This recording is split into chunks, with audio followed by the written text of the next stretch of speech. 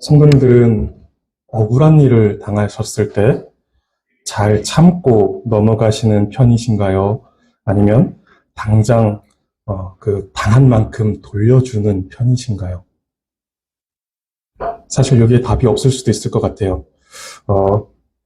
당한 것 이상으로 분풀이를 해야 마음이 이제서 좀 시원하네 라고 하는 편이 실 수도 있을 것 같습니다. 본문 38절을 보시면 서기관과 바리새인들의 가르침에 대하여 예수님께서 말씀하시는데, 또 눈은 눈으로 이는 이로 갚으라 하였다는 것을 너희가 들었으나 라고 이렇게 말씀하십니다. 많이 들어본 표현이죠. 눈은 눈으로 이는 이로.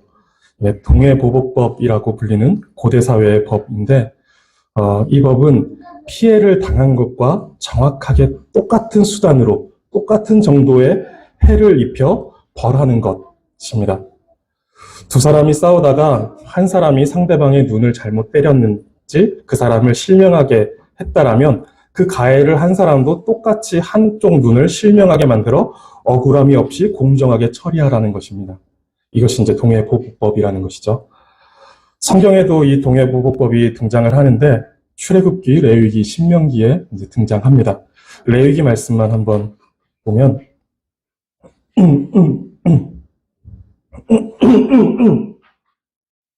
레위기 24장 17절부터 20절까지 말씀을 보시면 사람을 쳐 죽인 자는 반드시 죽일 것이요 짐승을 쳐 죽인 자는 짐승으로 짐승을 갚을 것이며 사람이 만일 그의 이웃에게 상해를 입혔으면 그가 행한 대로 그에게 행할 것이니 상처에는 상처로 눈에는 눈으로 이에는 이로 갚을지라 남에게 상해를 입힌 그대로 그에게 그렇게 할 것이며 라고 이렇게 말씀하십니다.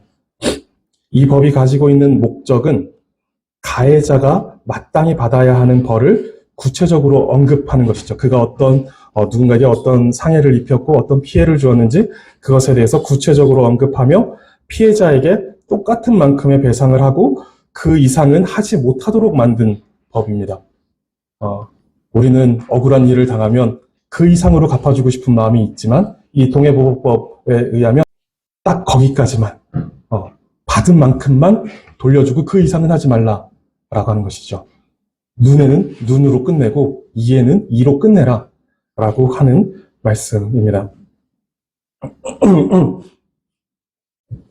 그런데 사람은 받은 만큼 돌려주는 것으로 만족하지 못하는 경우가 있습니다.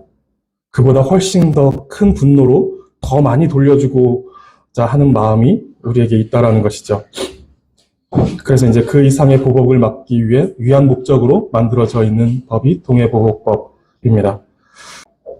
서기관과 바리새인들은 이 율법의 내용을 보고 어떤 피해를 당했을 때 눈에는 눈, 이에는 이라는 법을 적용하도록 가르쳤습니다. 그런데 이들이 잘못 이해하고 또 잘못 가르친 것이 있는데 이 법이 시행되는 정당한 절차를 무시한 것입니다. 이 법을 집행하는 권한은 개인에게 있지 않고 법정에 있었습니다. 그래서 레위기, 출애굽기, 신명기를 보면 다 이제 재판관에게 가서 재판관이 그것을 판결하여 눈에는 눈, 이에는 이라는 것을 판결하는 것을 볼 수 있는데 서기관과 바리새인들은 이것을 개인적 보복을 정당화하는 일에 사용하려고 한 것입니다. 길을 가다가 싸움이 나서 코뼈가 부러졌는데 그럼 그 사람을 데리고 재판관 앞에 가서 정당한 절차를 밟아 상해에 대한 보상을 받아야 하는데 바로 그 자리에서 되갚아주고는 율법에 눈에는 눈, 이에는 이라고 하였다고 말하며 개인적 보복을 정당화하려고 했던 것이죠. 또한 이들은 이 법을 가지고 마치 반드시 보복해야 하는 의무가 있는 것처럼 내가 눈이 상했다라면 저 사람 때문에 눈이 상했다라면 반드시 눈으로 갚아줘야 하는 의무가 있는 것처럼 또는 마땅한 권리로서 반드시 보복해야 하는 것처럼 여겼다라는 것이죠. 예수님은 그런 서기관과 바리새인들의 가르침을 반박하시면서 39절에서 나는 너희에게 이르노니 악한 자를 대적하지 말라라고 이렇게 말씀하십니다. 이 말씀은 잘 이해를 해야 합니다. 맹세하지 말라고 해서 법정이나 결혼식장에서 서약하는 것도 하지 않는 것으로 이해하면 안 되었던 것처럼 이 말씀 역시 악한 자를 대적하지 말라라는 이 말씀 역시 다른 성경에는 이 말씀이 어떤 의미로 사용되고 있는지를 확인해야 합니다. 악한 자를 대적하지 말라라는 이 말씀을 예수님께서 그렇게 말씀하셨다고 문자 그대로 받는다라는 것은 이제 주의해야 하는 것이죠. 그렇게 됐을 때 예수님께서 의도하신 말씀과 전혀 다른 의미로 받아들여질 수 있기 때문에 그렇습니다. 이 말씀을 문자 그대로 받았던 사람이 있는데 대표적으로 러시아의 소설가이자 사상가였던 레프 톨스토이였습니다. 그 사람은 이 말씀을 문자 그대로 받아야 한다라고 생각했습니다. 그래서 군대나 경찰과 같이 악에 저항하고 또 악을 제거하고 악을 제압하는 이런 조직들은 있어서는 안 된다라는 것이죠. 악에게 저항해서는 안 되니까, 그 악을 대적해서는 안 되니까 경찰이나 군대 같은 조직들은 존재해서는 안 된다라고 말을 하고, 악을 저항하고 악을 악으로 갚는 모든 인간적 제도는 금지되어야 한다라고 톨스토이는 생각했습니다. 그리고 사람들이 대적하지 말라, 악한 자를 대적하지 말라라는 이 예수님의 말씀에 순종할 때 모든 사람이 형제가 될 것이고 모든 사람은 평화롭게 지낼 것이며 또 그때 하나님의 나라가 임할 것이다 라고 이렇게 이해를 했습니다. 이러한 톨스토이의 영향을 받았던 한 사람이 있는데 우리가 아주 잘 알고 있는 간디입니다. 간디는 톨스토이의 어떤 책을 읽고 영향을 받아서 비폭력, 무저항주의에 따른 어떤 이상적인 나라를 생각했는데 그가 생각하는 완전한 나라는 경찰은 존재하지만 폭력은 사용하지 않고 처벌은 더 이상 없으며 감옥은 학교로 바뀔 것이고 소송은 중재로 대체될 것이다. 이러한 나라가 완전한 나라다라고 간디는 생각했습니다. 이들의 사상은 받아들여질 수 없는데 그것이 비현실적이어서가 아니라 그것이 비성경적이어서 우리는 그들의 사상을 받아들일 수가 없습니다. 성경은 모순된 말을 하지 않습니다. 여기서는 A라고 말하고 또 저기 가서는 그것을 이제 B라고 말하는 그렇게 성경은 모순되게 말하지 않는다라는 것이죠. 예수님께서 악한 자를 대적하지 말라라고 말씀하셨는데 로마서 13장에 가서 보면은 하나님께서 국가의 권세를 부여하심으로 악을 행하는 자들을 벌주고 선을 행하는 자를 상 주도록 그 권세를 위임하셨다라고 이렇게 로마서 13장을 말합니다. 로마서 13장 4절을 보시면 로마의 정부가 하나님의 사역자가 되게 하셨다라고 말합니다. 그가 공연히 칼을 가지지 아니하였으니 악을 행하거든 두려워하라라고 말씀하시는 것이죠. 그가 칼을 그냥 폼으로 들고 있는 것이 아니다라는 것이죠. 악을 제거하려고, 악을 제압하려고 그가 칼을 들고 있고 그 권세를 하나님께서 그에게 주셨다라는 것을 말씀하는 것입니다. 모든 권세는 하나님으로부터 말미암았고 정부는, 그 나라는 하나님으로부터 위임받은 권세로 악한 자를 벌한다라는 것이죠. 만약에 예수님께서 악한 자를 대적하지 말라고 말씀하신 것을 문자 그대로 이해하게 되면 로마서 13장의 말씀과 모순이 생기게 됩니다. 톨스토이나 간디 같은 경우가 그 성경을 모순되게 이해한 것이죠. 로마서 13장의 말씀을 염두에 두지 않은 것입니다. 그런데 성경은 이렇게 모순이 생길 수가 없습니다. 예수님은 악한 자를 대적하지 말라라고 하면서 13장에서는 악한 자를 대적하기 위해 하나님께서 이 정부를 세우셨다라고 말씀하는 것, 이런 모순이 생길 수가 없다라는 것이죠. 그러면 우리는 예수님께서 말씀하시는 것이 어떤 의미일까라는 것에 대해서 조금 더 생각해야 합니다. 예수님께서 말씀하신 악한 자를 대적하지 말라라는 말씀을 이해할 때 이렇게 구분해야 되는 것이죠. 우리는 하나님께 구원받은 한 개인의 의무가 있는 것이고 악을 규정하고 벌하는 기관으로서 국가의 의무가 있다라는 것을 구분해야 합니다. 바울은 로마서 13장에서 분명히 국가가 하나님의 권세를 부여받아 권성징악의 일을 할 것이다라는 것에 대해서 말씀하고 있습니다. 국가는 악한 자를 대적하는 일을 할 것인데 그 권세가 하나님으로부터 왔으니 우리는 국가가 행하는 그 일들, 그 나라가 행하는, 정부가 행하는 그 일들에 우리는 그것을 인정하고 따라야 한다라는 것을 말합니다. 그런데 그 앞에 로마서 12장에서 무엇을 말씀하고 있냐면 구원받은 하나님의 백성, 개인을 향하여서 권면하는 것이 로마서 12장에 나옵니다. 12장 14절을 보시면 너희를 박해하는 자를 축복하라, 축복하고 저주하지 말라 라고 이렇게 말씀하고 있고 17절에서는 아무에게도 악을 악으로 갚지 말고 모든 사람 앞에서 선한 일을 도모하라 라고 이렇게 권면합니다. 이런 이해 속에서 우리는 지금 예수님께서 악한 자를 대적하지 말라라고 하시는 말씀이 구원받은 성도 한 개인에게 주시는 말씀이다라는 것을 생각해야 합니다. 개인으로서는 우리는 악한 자를 대적하지 말고 악을 악으로 갚지 않고 선으로 갚는, 선을 도모하고 또 오히려 그에게 복을 빌어주는 일들을 우리는 개인으로서는 해야 한다는 것입니다. 그러나 하나님께서 나라와 정부와 국가기관으로서는 그 악한 일을 제거하고 악한 자를 제압하는 그런 일들을 하게 하셨다라는 것이죠. 우리는 이렇게 구분해서 생각해야 합니다. 그리고 이때 말씀을 듣는 사람들, 지금 예수님께서 산상수훈의 말씀을 하고 계시는데 이 산상수훈의 말씀을 듣는 사람들이 누구였는지를 생각하면 이해에 도움이 될 것 같습니다. 우리가 좀 이제 오래되긴 했지만 다시 한번 되짚어보면 예수님은 지금 갈릴리 한 작은 언덕에서 예수님의 말씀을 듣기 위해 모인 제자들에게 그 말씀을 전하고 계십니다. 예수님은 유대의 지도자들이나 로마의 정부 관계자들을 모아놓고 말씀하시지 않으셨고 각종 병에 걸려서 고통당하는 자, 귀신 들린 자, 간질하는 자, 중풍병자와 그들을 데리고 예수님 앞으로 나온 사람들 중에 예수님의 말씀을 들으려 산 아래로 모여든 지극히 평범한 사람들을 데리고 예수님께서 말씀을 전하고 계십니다. 그러니 이 말씀은 한 개인에게 말씀하시는 내용으로 이해하는 것이 좋고 바울이 로마서 12장에서 권면하는 내용과 같은 맥락으로 보시는 것이 옳습니다. 즉 예수님은 구원받은 성도로서 악한 자를 대적하지 말고 악을 악으로 갚지 말고 도리어 선으로 갚고 복을 빌어주는 성숙함에 이르라 라고 하는 말씀을 하고 계시는 것이죠.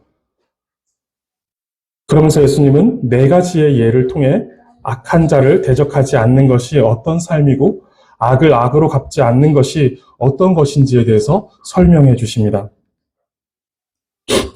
먼저는 누구든지 내 오른뺨을 치거든 왼편도 돌려대며 라고 이렇게 말씀합니다. 이것은 화가 나서 상해를 입히고자 때린 것이 아니라 상대에게 모욕감을 주기 위해서 때리는 것입니다. 보통 이제 오른손잡이니까 예수님도 오른손잡이를 염두에 두고 말씀하셨을 거예요. 오른쪽 손으로 때리면 어느 쪽 뺨이 맞죠? 그렇죠. 왼쪽 뺨이 맞겠죠. 이렇게 왼쪽 뺨이 맞을 텐데 지금 오른뺨을 맞았다라고 하는 것은 이렇게 손등으로 때렸다는 것이죠. 이것은 이제 지금 우리도 굉장히 치욕스러운 상황이죠. 이렇게 친다라는 건 굉장히 치욕스럽게 만드는 거잖아요. 당시 유대 사회에서도 이것은 상당한 모욕감을 주는 행동이었습니다. 근데 예수님은 그렇게 오른뺨을 맞았을 때 왼뺨도 돌려대라 라고 이렇게 말씀하시는 것입니다. 어렸을 때, 예주님만 할 때였던 것 같아요. 이 말씀을 듣고 친구랑 이런 장난을 쳤어요. 친구가 이렇게 때리면 이쪽도 때려라 하면서 이렇게 반대쪽도 돌려대고 뭐 이런 식의 장난을 이 말씀을 듣고선 했던 기억이 있는데 이렇게 문자 그대로 오른뺨을 맞았다고 왼뺨을 돌려대라 라는 것은 아닙니다. 사실 실제 상황에서 생각해 보세요. 맞았어요. 맞았는데 야 이쪽도 때려봐 이렇게 하면 상대방을 더 화나게 만드는 꼴이잖아요. 그렇죠? 도발하는 꼴이 됩니다. 여기서 예수님께서 이렇게 말씀하신 것은 어떤 수모와 어떤 모욕을 당하더라도 우리는 다른 정신과 다른 가치와 다른 원리를 따라 산다라는 것을 보여주라는 말씀입니다. 보복하려는 마음이나 악을 악으로 갚을 마음이 없다라는 것을 상대에게 표현하라는 것이죠. 그것을 이제 그런 식으로 예수님께서 표현하신 것입니다. 사실 우리의 본성은 얻어맞은 순간에 갚아주고 싶습니다. 기다리기도 싫어요. 이걸 경찰서에 끌고 가기도 쉽지도 않아요. 맞으면 바로 갚아주고 싶습니다. 그리고 치욕을 당한 그대로 맞받아치고 싶습니다. 내가 이만큼 치욕을 당했으면 그 사람도 치욕스럽게 만들어주고 싶습니다. 이것이 어떤 물리적인 어떤 그런 상황 속에서 불가능하다 이러면 자기 전에 잠자리에 누워서 벽한 회상을 하죠. 내가 그때 하면서 이제 상상 속에서라도 그 사람을 수없이 패버리고 수없이 그 사람을 치욕스럽게 하는 일들을 우리는 상상 속에서라도 되갚아주고자 하는 것이 우리의 본성입니다. 그런데 그런 본성을 거슬러 오히려 다른 뺨까지 내어준다라는 것은 자기를 죽이는 것입니다. 그 억울함과 그 분함을 홀로 끌어안고 나는 자존심도 없고 수치도 모르는 사람이다 라고 하는 것처럼 살아가겠다라는 것이죠. 왼뺨, 이렇게 오른뺨을 맞았는데 그 반대쪽 뺨도 이렇게 돌려대는 나는 수치심도 없고 나는 자존심 같은 거 없다 라고 하는 사람처럼 살아가라는 것이죠. 성도님들 이렇게 살 수 있으시겠습니까? 두 번째 예도 한번 보겠습니다. 40절인데 또 너를 고발하여 속옷을 가지고자 하는 자에게 겉옷까지도 가지게 하며 라고 말씀합니다. 이것은 어떤 악한 자가 속임수와 부정한 책략으로 동료들의 무지함을 이용하여 동료의 소유를 빼앗으려고 하는 상황입니다. 삭개오가 대표적인 인물입니다. 삭개오가 예수님을 만나기 전에 어떤 부당한 방법으로 그것이 불법은 아니지만 어떤 그들에게서 이제 흘러내려왔던 관습 속에서 부당하게 동족들의 혈세를 빼먹고 자신의 부를 축적했었죠. 이렇게 악한 자에 의해 부당하게 속옷을 빼앗기게 되었을 때 속옷뿐만 아니라 겉옷까지도 내어주라 라고 이렇게 말씀하시는 것입니다. 이것은 부당하고 부조리한 세상에 그냥 마냥 희생물이 되어라 라고 하는 의미는 아닙니다. 다만 모두가 사회와 법의 테두리 속에서 자기의 권리를 주장하여 자기 이득을 채우려는 그 사람들 속에서 오히려 가지고 있는 권리마저도 포기하고 사는 사람처럼 살겠다라는 것입니다. 세상과 똑같은 방법과 원리로서 자신의 권리를 주장하며 사는 것이 아니라 그런 이들을 위해 내 권리까지도 포기하며 악을 악으로 갚지 않고 선으로 갚겠다라는 것이 예수님께서 말씀하고 계신 성도의 태도입니다. 가끔 이제 복잡한 식당에 가면 일하시는 분들이 이제 누가 먼저 왔는지 모르고 나보다 늦게 온 사람에게 음식을 먼저 내어줄 때가 있죠. 이런 경험을 해보신 적 있으시죠? 이럴 때 이제 조금 이제 화가 납니다. 내가 먼저 왔는데 왜 저 사람부터 주나요? 그래서 종업원을 부르기도 하죠. 우리가 먼저 왔습니다. 그렇게 하면서 이럴 때 이제 정말 화가 납니다. 성도님들은 이럴 때 어떻게 하시나요? 참으시나요? 다음엔 날 주겠지. 다음에도 날 안 주고 딴 사람들 줘요. 그거 어떻게 또 참으시나요? 내가 먼저 와서 앉았으니 먼저 음식을 받는 것이 내 권리라고 생각합니다. 그런데 그것이 침해당했으니 화가 나는 것은 합당할 수 있습니다. 그런데 그리스도인에게는 그렇게 화내는 것이 부당하다라고 말씀하는 것이죠. 내 권리를 주장할 때는 그것이 합당합니다. 근데 지금 예수님께서 그 권리를 주장하지 말라. 너의 권리를 포기한 사람처럼 살아라. 라고 하는 그 예수님의 말씀을 우리가 가지고 사는 그리스도인이다라고 할 땐 거기서 화를 내는 것은 부당합니다. 합당한 행동이 아니다라는 것이죠. 오히려 바쁜 직원을 위로하고 격려하는 것이 합당할 것입니다. 내 권리는 없는 사람처럼 사는 것이 성도의 태도입니다. 이렇게 살 수 있으시겠습니까? 세 번째는 41절입니다.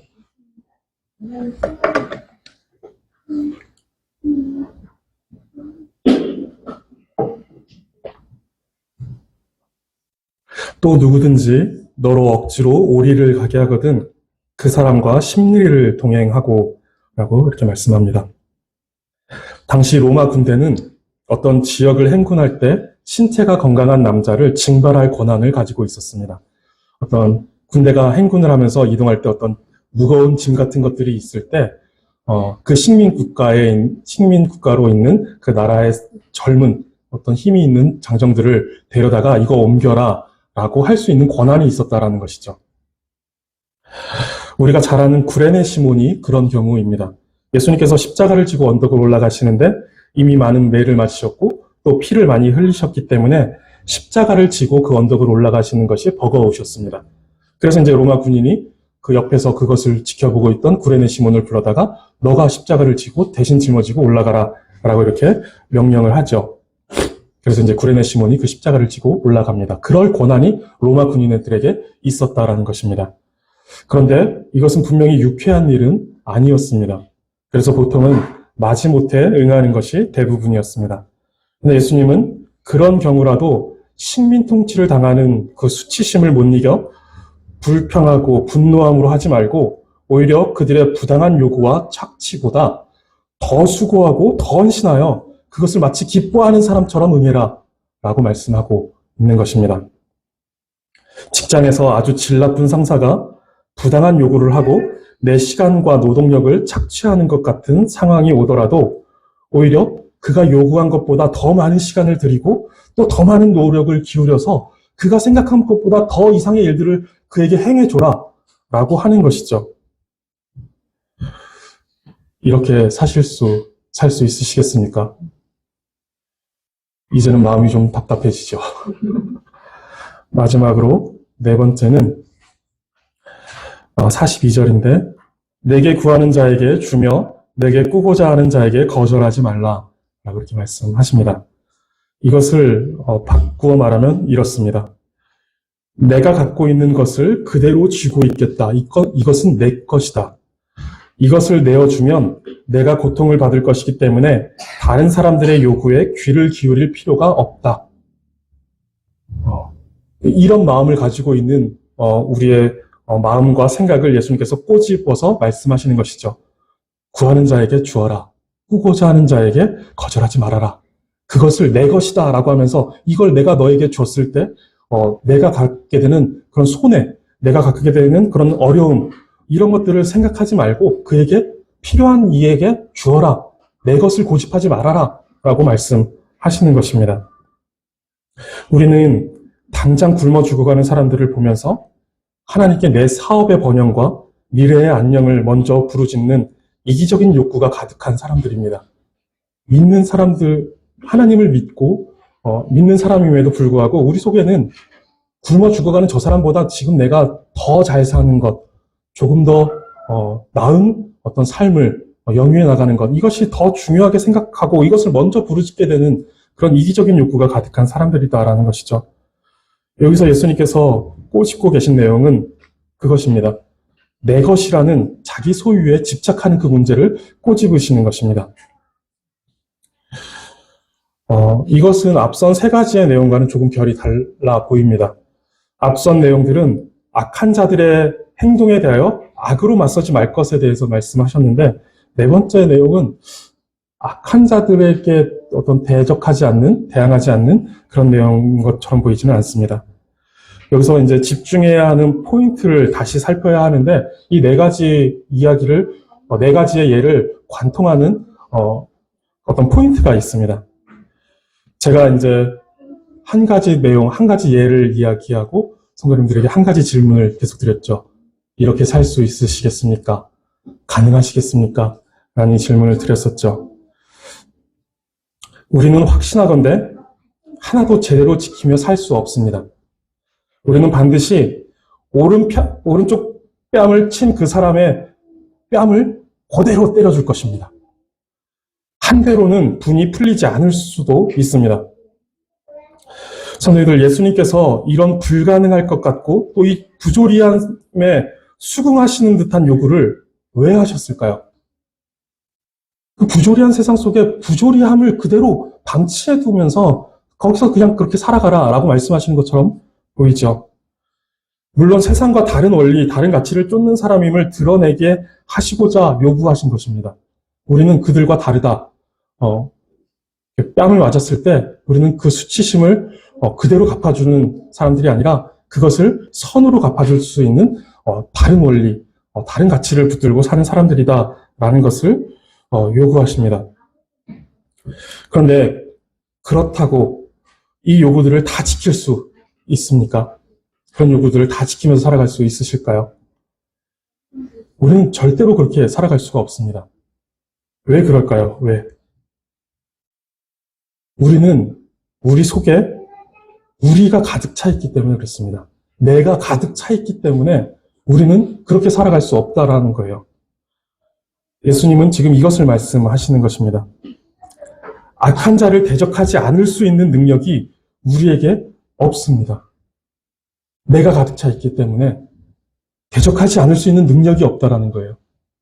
악을 악으로 갚지 않고 도리어 선으로 갚아주며 복을 빌어주는 것은 우리에게 없는 성품입니다. 불가능하다라는 것이죠. 우리가 산상수훈의 설교를 시작한 지 4달이 지났습니다. 오늘이 16번째 산상수훈에 대한 설교입니다. 산상수훈의 시작에서 나눈 8복의 말씀을 기억하고 계신가요? 심령이 가난한 자는 복이 있다.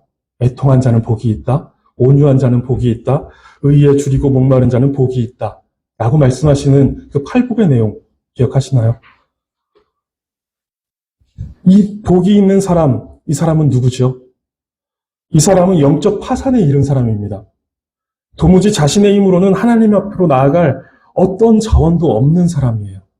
그냥 아무것도 할 수 없는 사람, 아무런 가능성과 소망도 없는 사람, 그냥 그 자리에 너무 익숙했고 그 자리에서 일어설 힘도 없고 아무런 의지도 없는 그런 사람, 그냥 딱 거지처럼 살다가 죽는 것, 그러한 모습으로 살아가는 사람이 심령이 가난한 자입니다.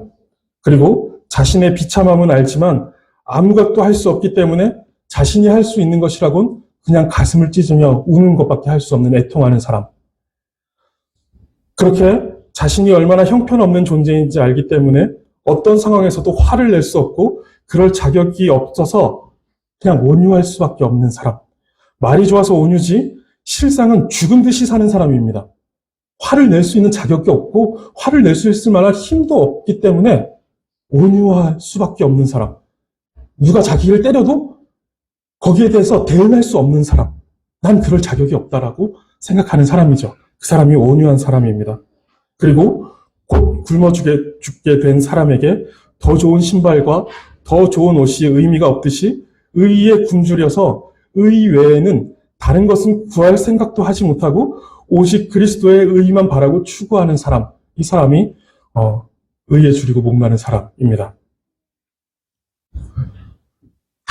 그게 누군가 하면 그게 성도입니다. 그게 참된 의미에서의 그리스도인입니다. 예수 그리스도의 피로 값주고 사신 그 성도라는 것이죠. 그 성도가 심령이 가난한 사람, 애통하는 사람, 온유한 사람, 의에 줄이고 목마른 사람, 그 사람이 성도라는 것입니다. 정말 성도이십니까? 정말 그리스도인이십니까?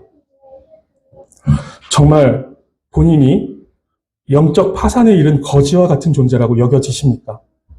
아무것도 할 수 없는 그런 거지와 같은 사람이다.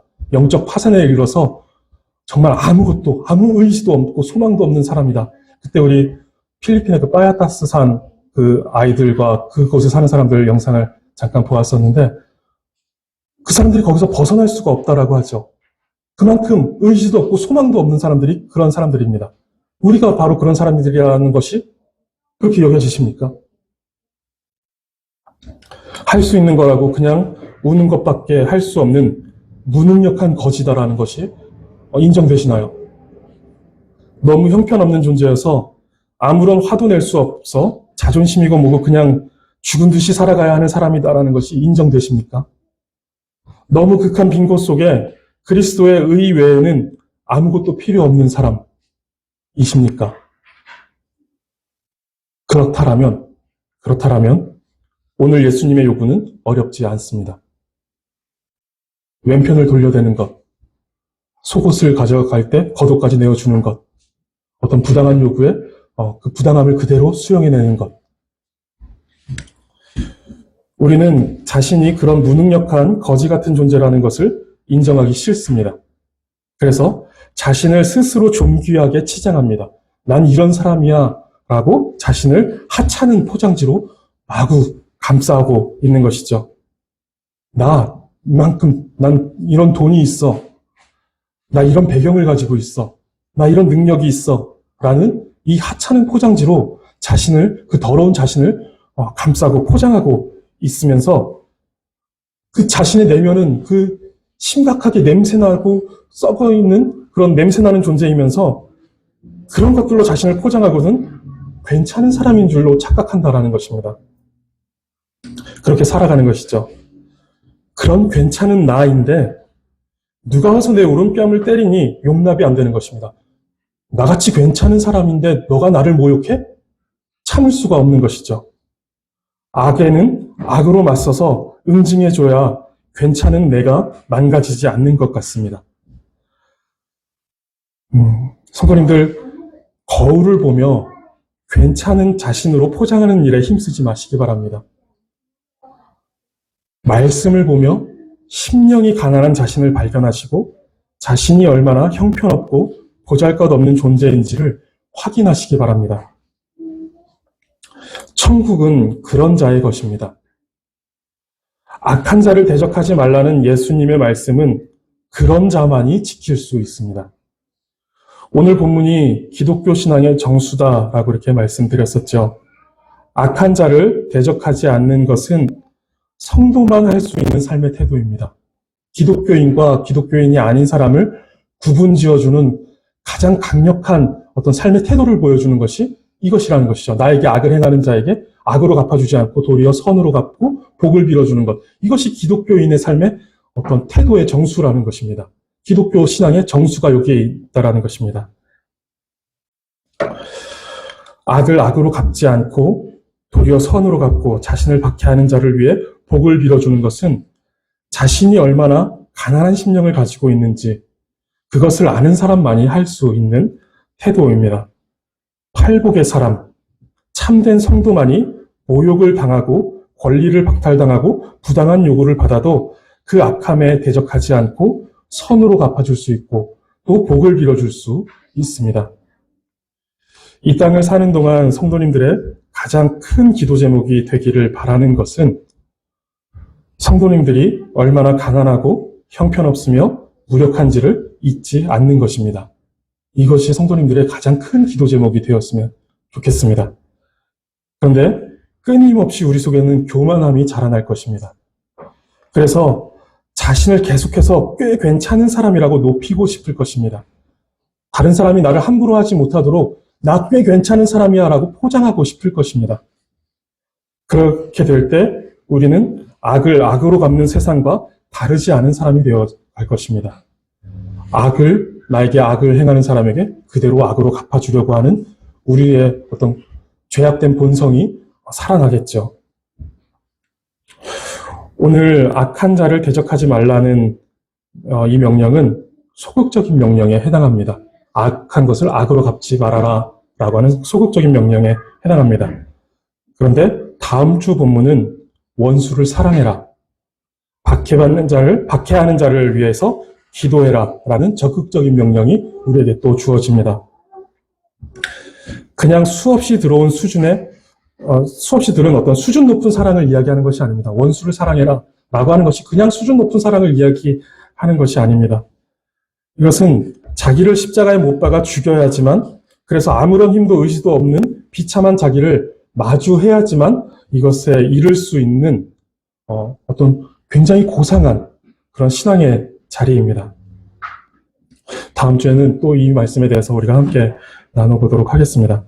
한 주간 동안 자기 자신을 잘 들여다보시기 바랍니다. 내 안에 내가 너무 지나치게 이 세상의 것들로 치장되어 있지 않은지, 꽤 괜찮은 나로서 보여져서 꽤 괜찮은 내가 모욕을 당하고, 꽤 괜찮은 내가 부당한 요구를 당하고, 꽤 괜찮은 내가 부당한 어떤 일 앞에 휩싸였을 때 거기서 내가 어떻게 행동하고 있는지 이것들을 살펴보시기 바랍니다. 근데 예수님께서 우리에게 말씀하시는 것, 이 산상수훈에서 우리에게 말씀하실 때 예수님은 우리를 꽤 괜찮은 사람으로 치장하도록 만들지 않으셨습니다. 예수님은 우리를 심령이 가난한 자로, 애통하는 자로, 온유한 자로, 그리고 의에 줄이고 목마른 자로 우리를 우리를 그렇게 말씀하십니다. 성도는 그러한 자다라고 말씀하시는 것이죠. 그러한 자로서 악한 자를 대적하지 말라라는 이 말씀을 들었을 때 우리는 어떻게 행동해야 하는지, 우리가 우리 자신을 어떻게 만들어 가야 하는지 이것을 잘 들여다보시기 바라고, 더 나은 의로 나아가는 자신이 어떤 모습이어야 하는지 깊이 생각하시고 다음 주에는 더 적극적인 하나님의 명령을 그 앞에 우리가 서게 되기를 바라겠습니다. 기도하겠습니다. 하나님, 악한 자를 대적하지 말라고 말씀하시는 예수님의 말씀을 듣지만 오른편 뺨을 맞는 것이 용납이 안 되어서 바로 보복하고자 하는 마음이 우리에게 있음을 보게 됩니다. 또한 그런 우리의 본성을 거슬러 왼편 뺨을 돌려대라는 말씀 앞에 결코 그럴 수 없다라는 우리의 자아가 하나님의 말씀보다 더 크게, 더 고집스럽게 자리하고 있음을 보게 됩니다. 우리 자아를 십자가에 못 박고 우리 안에 우리가 사는 것이 아니라 그리스도께서 사시는 우리가 되게 하여 주시옵소서. 우리는 그저 하나님의 도우심이 없이는 아무런 자원도, 아무런 가능성도, 아무런 소망도 없는 영적으로 파산에 이른 존재임을 깨닫게 하여 주시옵소서. 내 체면, 내 권리, 내 자유, 내 소유를 주장하지 않고 그런 것이 전혀 없는 사람처럼 하나님의 말씀에 온전히 순종하는 우리가 되게 하여 주옵소서. 감사드리며 예수 그리스도의 이름으로 기도드립니다. 아멘.